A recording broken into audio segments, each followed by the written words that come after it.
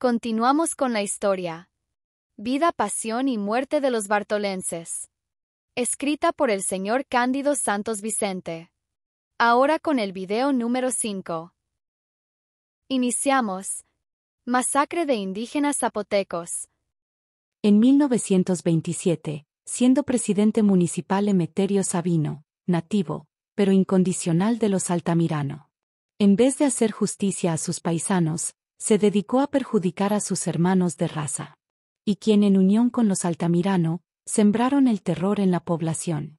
Entre todos llevaron a cabo la matanza salvaje de 4 indígenas zapotecas, cuyos nombres son Porfirio Margarito, Odilon Cirilo, Francisco Bartolo y Antonio Ventura. Al primero de los mencionados, con engaños lo sacaron de su domicilio, por conducto de Pedro Lorenzana, su vecino, y se lo llevaron a la cárcel del pueblo, ya que los Altamirano le tenían miedo, porque era de armas tomar. Pedro Lorenzana, el vecino, traicioneramente logró convencerlo a que saliera para tener un diálogo con dichos sujetos, por lo que con artimañas lograron sacarlo de su casa, pero sin armas. Lo convencieron fácilmente, como ellos acostumbraban. Y lo encarcelaron. Y acto seguido se dirigieron a la casa de los demás, para que con las mismas acciones, basándose en engaños empleando falsedad en sus maniobras sucias, catearon los domicilios de los indígenas zapotecos. Pero estos, ingenuos completamente, muy obedientes y respetuosos con los vecinos, sin malicia alguna, ya que los avecindados utilizaron al presidente municipal, para sus astucias maquiavélicas. Según les decían, que era para tratar asuntos de suma importancia, por lo que ambos detenidos dejaron a su familia, despidiéndose como si fueran a una misión muy importante. Incautos completamente, nunca se imaginaron que iban a ser asesinados esa terrible noche. Eso fue lo que hicieron estos endemoniados criminales. Urdían lo inimaginable para llevar a cabo sus crímenes incalificables, que valiéndose de subterfugios para no caer en sospechas, empleando siempre sus estrategias burdas, que aunque tonto, uno de los indígenas le dijo. Que por obediencia a la autoridad sí iba, pero si era cosa particular, se oponía a tal capricho. Por último, otro incauto para ser el cuarto yope, zapoteco que iba al cadalso.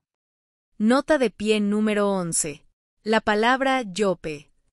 Es una palabra que generalmente se emplea en el sur de México, estados de Guerrero y Oaxaca. Es un adjetivo que aplicaban a indígenas rebeldes que no adoptaban las maneras de los ladinos, o no hablaban la castilla, el español. Se usaba como un término altamente ofensivo y despectivo.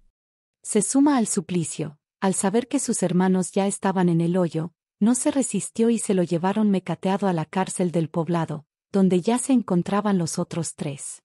Esa misma noche, se los llevaron al arroyo de las Salinas, del mismo poblado donde antes de ser sacrificados, fueron atormentados primeramente. Nunca falta el Judas. Entre los asesinos figuraba Cosme García, nativo y mozo de los Altamirano, cometieron la bestialidad de matar a 4 indígenas zapotecas. Este hecho se recuerda, con mucho desprecio y con mucha repugnancia, e indignación incalificable. Los sanguinarios en forma monstruosa llevaron a cabo dicho crimen en contra de los indígenas que les tendieron la mano, y se la mordieron. Ese es el pago que le dan a los que les tendieron la mano cuando venían huyendo de la acción de la justicia. Enterraron a los 4 cadáveres clandestinamente en ese mismo sitio, quedando 4 viudas y muchos niños huérfanos. Pero Pedro Lorenzana se quedó con el arma del difunto, y la viuda de Porfirio. La señora Elena, viuda de Porfirio, tuvo que acoplarse a los caprichos de este sujeto de marras. Las autoridades, ni frío, ni caliente. Queda este bochornoso caso que ocuparía indignamente este renglón. Que las familias Altamirano, haciendo triquiñuelas para poder quedar bien con las autoridades. Las viudas, sin saber qué hacer. Si dar parte a las autoridades o pedir auxilio. Pero, ¿a quién? Se quedaron mudos y paralizados ante esta situación, atragantándose sus propias quejas. Estos hechos incalificables se sucedieron en el mes de abril de 1927. Al fin y al cabo, nadie les tendió la mano en este trance tan terrible. Su única protesta fue huir de la población ante esta barbarie, que nunca se borrará de su mente. Esta tragedia la causaron los avecindados. Las víctimas huyeron a tierras extrañas, cargando a sus hijos, sin rumbo fijo, llorando su desventura, solo pidiéndole a Dios su bendición, para los desamparados, y un castigo ejemplar para los multiasesinos. Esta noticia triste ha causado tanto horror en toda la región de Yautepec, de la forma como proceden los avecindados en contra de la gente humilde, que en una ocasión les brindó protección y ayuda, cuando venían derrotados. Don Reinaldo Jiménez. Alma caritativa. No se puede dejar de mencionar el caso de don Reinaldo Jiménez, redentor de los indígenas bartolenses. Quienes por el hecho de hablar solo zapoteco, tal parece que es un delito ser indígena, que esa es la palabra que emplean los avecindados para ofender a los nativos de San Bartolo. No obstante este calificativo de ofensa para los indígenas, hubo alguien que tuvo mucho valor para defender a los indios, que aunque se encontraba lejos de su patria chica, oyó las quejas de los niños huérfanos y viudas desamparadas de la justicia. Esa alma caritativa fue el señor Reinaldo Jiménez, quien nos tendió la mano, sin interés alguno. Ese hombre maravilloso que jamás nadie olvidará, por la gran calidad humana que tenía este hombre, y quien realizó grandes beneficios para los nativos de este pueblo de San Bartolo Yautepec, quienes recordarán eternamente al venerable señor Reinaldo Jiménez, benefactor de los indígenas zapotecas. Que Dios lo tenga en el cielo y su gloria eterna. A él se le debe tanta bondad que los hombres gozaron con sus respectivas familias, que hubo paz y tranquilidad para todos, sin excepción. Muerte de un niño de escuela. Aproximadamente por el año de 1926, todos los niños en edad escolar iban a la escuela, en donde daba clases el maestro Daniel Ramírez, de Santa María Ecatepec. Y viendo los constantes atropellos de los avecindados en contra de los nativos, pues también hizo lo mismo pero con los niños. El mencionado maestro enseñaba con castigos muy fuertes, para los niños que no aprendían. Era tan severo que un día mató al niño Procopio Vázquez, a consecuencia de los golpes que le propinara. Era la clase de maestro que había en ese tiempo. El padre del menor lo hizo del conocimiento de las autoridades correspondientes, pidiendo castigo para el responsable de este homicidio. Pero lejos de presentarse ante las autoridades, el asesino huyó con rumbo desconocido, quedando nuevamente el crimen sin castigo. Pero queda el antecedente de que ese maestro se extralimitó en sus funciones con un menor, hasta llegar a asesinarlo. 1928. 5 indígenas se preparan para el desquite. En 1928, 5 indígenas agrupados se preparan para el desquite de la matanza de los 4 indígenas zapotecos mencionados anteriormente, que atrozmente fueron sacrificados por esa raza maldita, la familia Altamirano. A la cabeza del grupo iba Esteban B. Martínez, que junto con Miguel Francisco, Juan Margarito, Donaciano Jarquín y Donaciano Velázquez, quienes se armaron como pudieron para vengar la muerte de sus hermanos indígenas. Pero desafortunadamente para ellos, se lo comunicaron a un pariente de Esteban y de Miguel. Este pariente era el paisano Cosme García, mozo de los Altamirano. El Judas traidor de Cosme García, con toda precisión le dijo a su patrón exactamente los movimientos de los 5 indígenas. Entonces los Altamirano idearon que Cosme concertara una cita, para entregar a los 5 paisanos, en un lugar denominado Tierra Blanca, diciéndoles que esa noche tenían que salir a un asunto muy importante. Los 5 paisanos se confiaron en Cosme García, pero éste los traicionó, entregándolos a su patrón, exactamente el día 7 de junio de 1928. Fecha fatal, que en forma premeditada y estratégicamente, pusieron una emboscada en el llano Huizache. Junto a una muralla que se encuentra a la orilla del río de la población, se posicionaron los Altamirano. Con mucha astucia Cosme se dirigió a un horno de ladrillos donde se encontraban sus parientes, diciéndoles que era hora de ponerse en marcha. Se puso delante de los 5 y comenzaron a caminar. Serían como las 8 de la noche, en un día lluvioso. Avanzaron como 100 metros de distancia aproximadamente, y al llegar a la tranca, al pie de un huizache, Cosme tosió, que era la contraseña para que oyeran los Altamirano, quienes con ansia, estaban apostados apuntando a los inocentes, quienes en fila india caminaban sin darse cuenta de la traición. Cosme saltó la tranca y se alió con sus patrones, y gritó, «Acá no más». Empezaron los disparos a diestra y siniestra. Esteban B., que iba a la cabeza, cayó en ese mismo lugar con varias heridas de bala, no mortales, en diferentes partes del cuerpo. Los demás escaparon milagrosamente. Cuando el viejo Pablo Altamirano se asomó, para verificar si su víctima estaba liquidada, la sorpresa fue que Esteban B., aún herido como estaba, le hizo un disparo al viejo, clavándole una bala en el sombrero. Estos, espantados, se retiraron del lugar de los hechos y Esteban B., como pudo, se arrastró hacia el río de la Calavera, hasta llegar al río del pueblo, perdiendo el conocimiento. La corriente del río lo arrastró hasta llegar al río del Aguacate, distante como a 3 kilómetros, por lo que las heridas fueron lavadas con el agua milagrosa del río. De ahí, Esteban B. salió a buscar a sus amigos de lucha, a quienes encontró después de recorrer como 10 kilómetros hasta llegar al Cerro del Tejón, donde lo esperaban sus compañeros de lucha, diciendo y maldiciendo a Cosme, por traidor. Por lo tanto, se llevaron al herido a Santa María Quiegolani para su curación, quien no tardó mucho tiempo en sanar de las heridas. Al día siguiente de los acontecimientos, los Altamirano volvieron a dirigirse al lugar de los hechos, donde recogieron gran cantidad de tortillas de los rebeldes, lo cual colgaron como trofeo en el poste de telégrafos, haciendo alarde de que les habían dado su merecido a los aventureros, quienes recibieron un escarmiento que no esperaban. Todo esto con la ayuda de Cosme García. Los 4 restantes salieron ilesos en esta forma, desafiando al factor destino. Tiroteo en el Portillo Melón. El día 7 de enero de 1928, salieron los Altamirano rumbo a San Carlos Yautepec, para hacer el pago correspondiente de la contribución que se paga anualmente, pero enviaron por delante a su mozo, el señor Nazario Jiménez, montado en el caballo blanco del viejo Pablo Altamirano, que siempre salía en todos los viajes. Todo esto lo hicieron con premeditación, a sabiendas que los Altamirano tenían muchos enemigos, por tanta matazón de indígenas que habían cometido en agravio de la gente humilde. El mozo salió de madrugada y al llegar al Portillo Melón, fue tiroteado por unos desconocidos que lo confundieron con el viejo Pablo Altamirano. Pero el destino marca una ruta inesperada. Detuvieron en ese lugar a Clemente Sabino y a Francisco Agustín, gente de los Altamirano, quienes lo presentaron ante Gavino Lorenzana.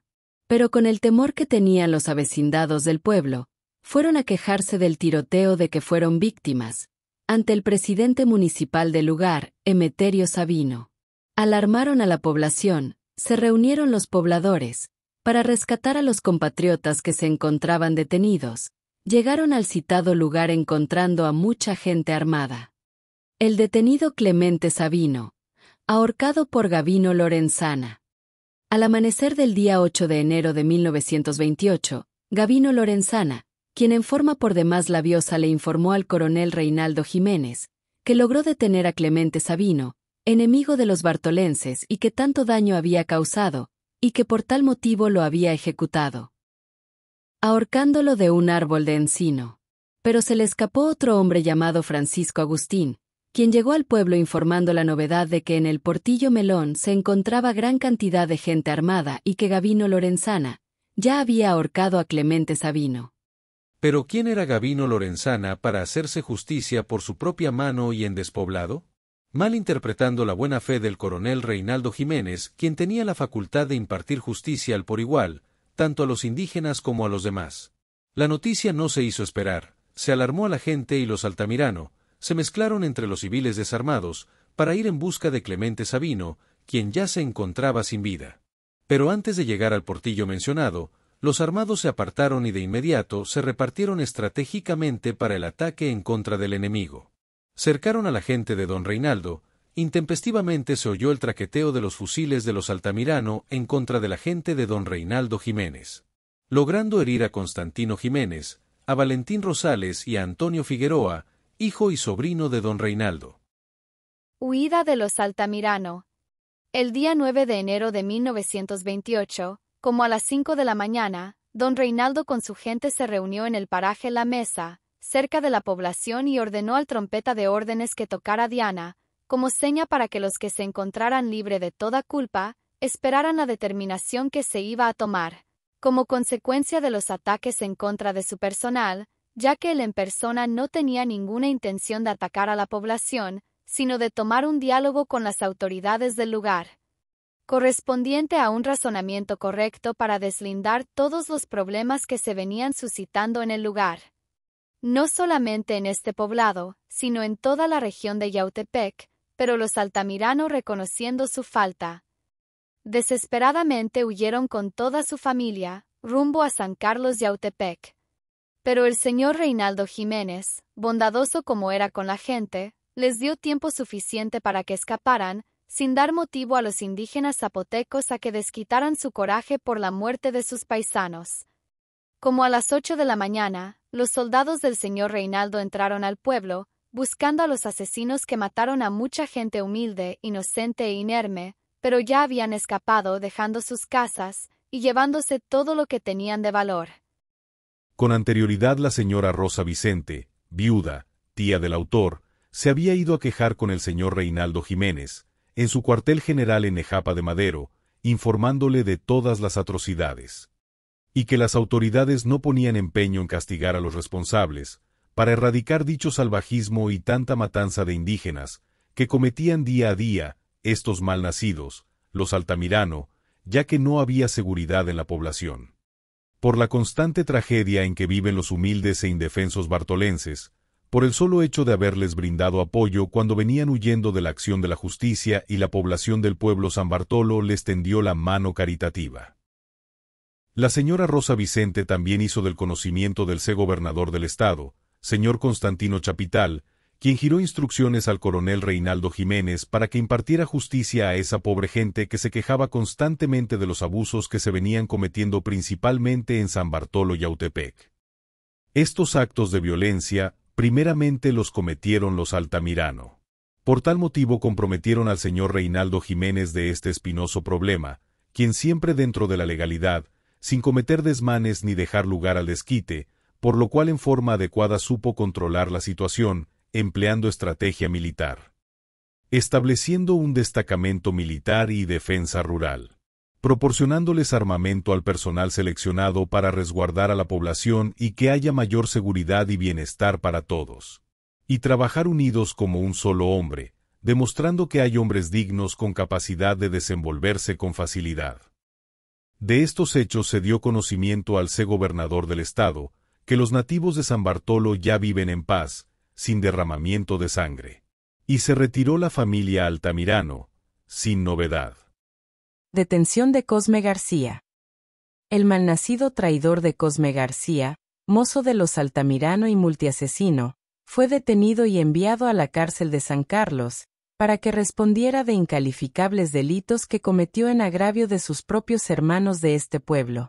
Primeramente se le obligó a que enseñara exactamente el lugar donde sepultaron clandestinamente a los 4 indígenas, Porfirio Margarito, Odilon Cirilo, Antonio Ventura y Francisco Bartolo, mismos que fueron desenterrados para darles cristiana sepultura, así como a Catarino Vicente, abuelo del autor, y a Toribio Santos, llevando los esqueletos al panteón municipal del lugar, y al detenido a San Carlos, ante las autoridades correspondientes, para que respondiera por los innumerables crímenes que cometió en esa población, todo por servirle en cuerpo y alma a sus patrones y traicionando a sus familiares.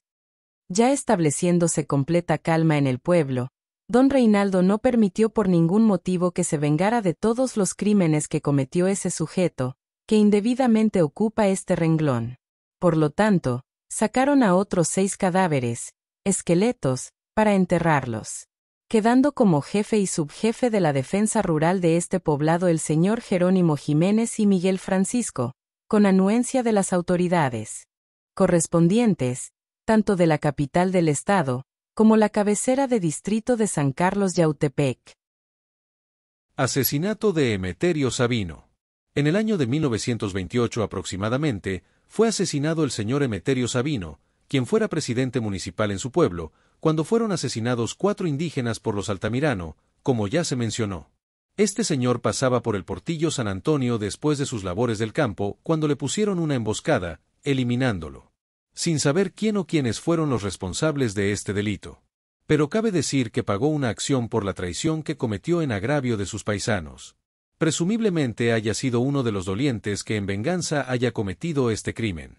Así, a don Constantino Jiménez, constantemente se le informaba de los asesinatos que eran tan comunes en esos días por la efervescencia política en toda la región de Yautepec.